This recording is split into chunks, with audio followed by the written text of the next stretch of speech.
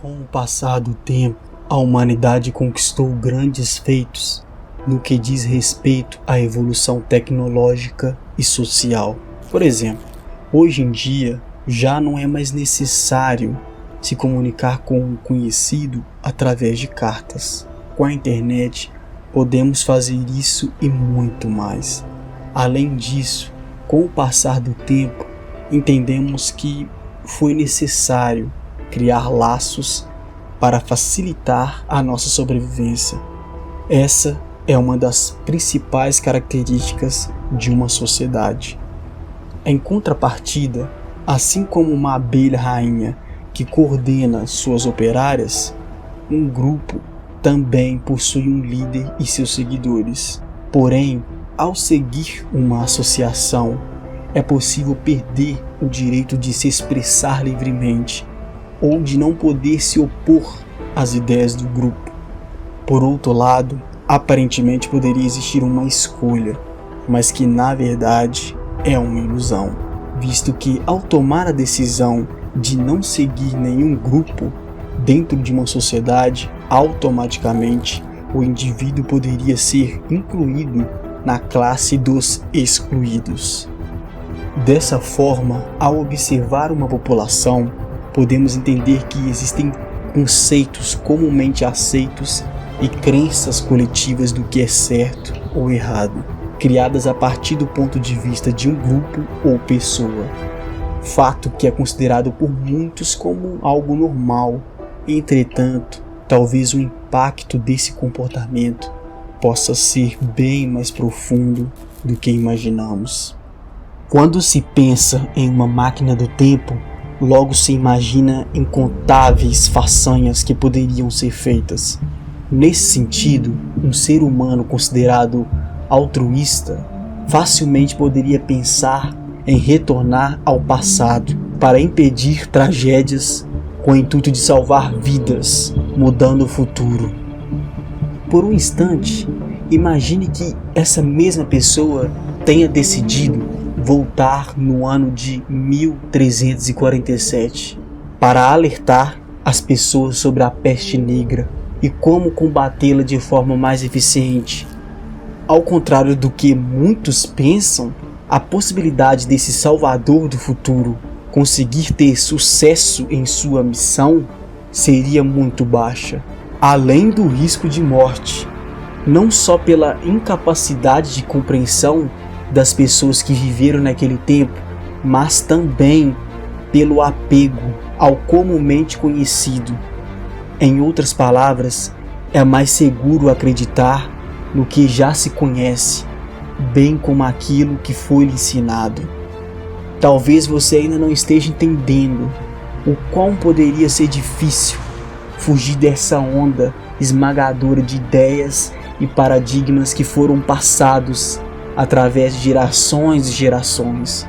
Então vamos entrar mais fundo nessa camada.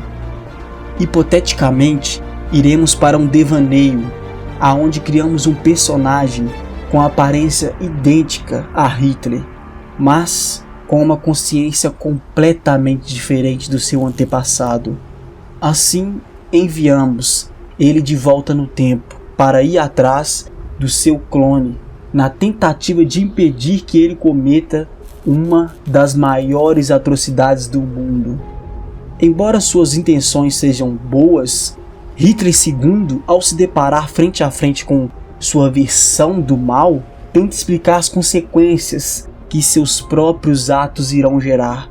Porém, percebe que apesar do seu grande esforço, tudo foi em vão, já que em poucos minutos de conversa, ele é declarado um traidor da pátria e é executado pelo seu próprio eu. Portanto, chegamos ao grande X da questão. Por que é tão difícil a mudança? Como que é a alegoria da caverna? A ideia é assim, imaginem pessoas que estão aqui no fundo de uma caverna e eles são presos na cadeira onde eles estão e eles só conseguem olhar para frente.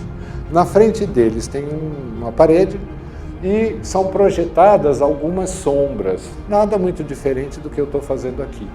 Aí projetam algumas sombras e eles, como nasceram nessa situação e viveram a vida toda nessa situação, Eles não sabem que aquilo são sombras, eles acreditam que aquilo é o mundo verdadeiro. Atrás deles, no entanto, tem pessoas verdadeiras com alguns objetos que projetam essas sombras. E Platão ficava imaginando, imagina se um homem desses, por alguma razão, consegue se soltar. Ele ia primeiro descobrir o fogo, que gera essa luz, ia se cegar. Se ele se acostumasse com a luz do fogo, finalmente ele ia descobrir a verdade de que aquele mundo era ilusório e existe um outro mundo que talvez fosse mais verdadeiro. Se esse fulano continuasse a andar ali pela caverna, quem sabe ele saísse da caverna. Quando ele sai da caverna, ele descobre uma outra luz muito mais forte do que a luz do fogo, que é a luz do sol, e cega de novo. Mas se ele acostuma com essa luminosidade, ele vai descobrir então um mundo muito maior do que aquele da caverna. Então são dois passos, o mundo da caverna e o mundo real, né? A luz do fogo e a luz do sol. Platão associava a ideia da luz do sol com esse pensar, o único pensar que pode revelar a verdade. E ele dizia, uma pessoa que descobriu essa existência, se ele realmente descobriu essa existência e descobriu nela uma coisa que ele chama ideia do bem, esse sol seria a ideia do bem, ele vai se sentir obrigado a retornar para a caverna para tentar despertar os outros que estão lá. O grave problema é que os outros provavelmente não vão, primeiro, não vão acreditar e segundo, não vão querer ser despertos. Eles estão acostumados naquela vidinha ali.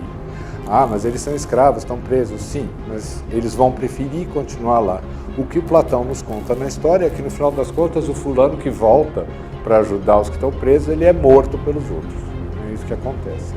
Não sei se vocês já tentaram mostrar algumas verdades para as pessoas por aí afora, elas não gostam de descobrir verdades, elas ficam bem bravas, Platão não aconselha. Esse movimento da caverna que eu estou falando é exatamente o que acontece no filme também, né? Ele tenta despertar as demais pessoas, né? Tem todo esse processo de acordar. E no filme é dito, a maioria das pessoas não está pronta para despertar. E muitos são tão inertes, tão dependentes do sistema, que vão até mesmo lutar para protegê-lo. Isso é uma verdade absoluta em qualquer ponto que você, qualquer maneira que você observe. Do ponto de vista psicológico, do ponto de vista político, do ponto de vista social, as pessoas se apegam ao sistema, mesmo que estejam escravizados a ele. Então é um problema lidar com esse tipo de coisa. As pessoas preferem a zona de conforto.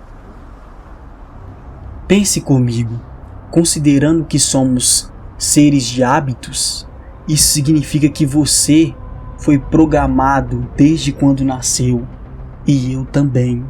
Fomos de fato programados, fomos moldados para pensar, falar, sentir e agir de uma certa maneira. A fim de exemplificar, quando nos questionamos do porquê que o preconceito ainda existe nos dias de hoje, não imaginamos que se trata de uma complexa raiz daninha que está inserida nas camadas mais profundas da mente do ser humano, seja em como você se comporta, se veste, quando deve se casar, o que é ser feliz para as outras pessoas. Amor somente entre um homem e uma mulher, mas o amor não é definido pelo sentimento e não pela opção sexual?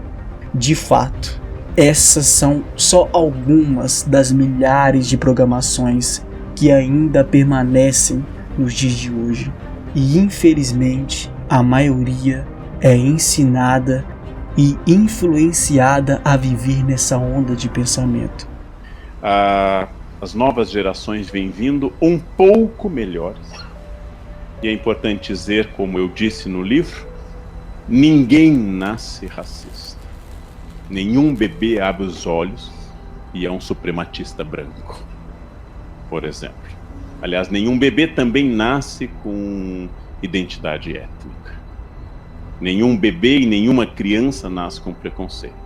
Eu preciso ensinar alguém a ser preconceituoso, através do currículo formal direto e através do exemplo indireto. Para formar um cafajeste, eu preciso do exemplo de outros homens. Para formar um mau motorista, na cadeirinha o menino tem que ver o pai. passar o sinal vermelho. E desde a cadeirinha ele vai absorvendo por osmose esse modelo. Ele vai esquecer tudo que aprendeu na escola, mas infelizmente isso ele não esquece nunca. Então, a minha esperança final, falando do consenso, é que se eu formei um preconceituoso, eu posso desformar também. Se eu ensinei preconceito, eu posso desensinar, porque é um aprendizado e é artificial, não é da natureza, é um aprendizado artificial. Essa é a aposta que se faz na educação tranquila das coisas, na educação clara e científica, porque ser racista não é apenas um crime e uma ofensa ética, também é um sinal claro de limitação intelectual. É o maior atestado que se passa de não ser inteligente, porque eu estou defendendo uma ideia que não tem nenhuma base. Imaginem em 100 anos ETs perguntando: no século XXI, pessoas com mais melanina tinham mais agressões? Sim. Um jovem negro da periferia de São Paulo tem 6 vezes mais chance de morrer antes dos 21 que um jovem branco. E o que provocava a melanina? Bem, menos câncer de pele. E era inferior? E o que provocava também a melanina? Menos envelhecimento. E os olhos escuros? Menos catarata. Era. Como é que você vai falar isso? E as pessoas de pele clara? Mais câncer de pele. E as de olho claro? Mais catarata. Mais envelhecimento. Você sabe, gente clara não envelhece, despenca, né? Apodrece em vida, né? Tem um momentinho bom, depois se vai. E aí eu vou ter que demonstrar que isso... Eu só estou usando essa ironia, ninguém é superior ou inferior, mas para dizer como é irracional.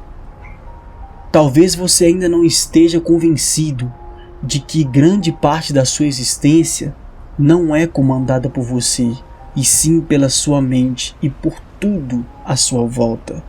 Assim como algumas pessoas que afirmam aquela clássica frase, só acredito vendo, sendo assim, saiba que grande parte, ou melhor, a maioria dos seres humanos, incluindo eu e você, ficam cegos por 4 horas todos os dias de forma involuntária. Não percebemos isso porque o cérebro preenche esses momentos com imagens artificiais que dão a sensação de movimento contínuo, mas que na prática não foram vistos. Ainda assim, podemos ter a falsa sensação de controle total da nossa vida, mas na verdade, a influência é como uma teia que está por toda parte, de forma invisível à nossa percepção cotidiana. Nesse exato momento, está acontecendo um processo dentro da sua mente. Seu cérebro está decidindo se essa informação é relevante ou não, baseado em tudo que você já aprendeu e vivenciou. De modo mais claro, talvez o indivíduo não seja livre para escolher, já que as manipulações criadas pelo cérebro são muitas e afetam até a capacidade mais essencial do ser humano, tomar as próprias decisões. Todavia, apesar disso tudo, muitos acreditam que é possível lidar com esses programas e crenças. Suponha que alguém tenha lhe parado em um lugar para pedir informação sobre determinado local. Então você decide dar algumas instruções do tipo: siga reto e quando chegar na rua A, vire à direita. Você acredita que a maioria das pessoas entenderia essas instruções? Seriam capazes de segui-las? Se sim, então elas irão fazer exatamente o que um software faz: seguir um algoritmo. Todavia, o pensamento intuitivo é o que nos diferencia das máquinas. Por mais que sejamos programados para agir e viver de tal forma, ainda assim podemos ter a capacidade e decidir ficar consciente sobre nossa própria vida. E o questionamento seria fundamental para isso. Pesquisas científicas apontam que vivemos entre 95% e 98% de nossa vida no piloto automático. Nesse sentido, para trilhar o caminho da consciência e fortalecer sua mente, é preciso aceitar que o controle absoluto é algo que está além do nosso alcance. Além de ser extremamente importante entender que vivemos em um mundo onde, se você não controla a própria mente, alguém irá fazer isso para você. Antes de mais nada, entenda que não estou aqui para lhe dizer o que deve ou não fazer. Estou aqui para convidá-lo a se questionar sobre o mundo à sua volta. Porém, a decisão de mudança é totalmente sua e é necessário estar pronto para isso. Por fim, esse é só o início da nossa jornada do despertar da Matrix. Ainda temos muita conversa pela frente. O caminho é longo.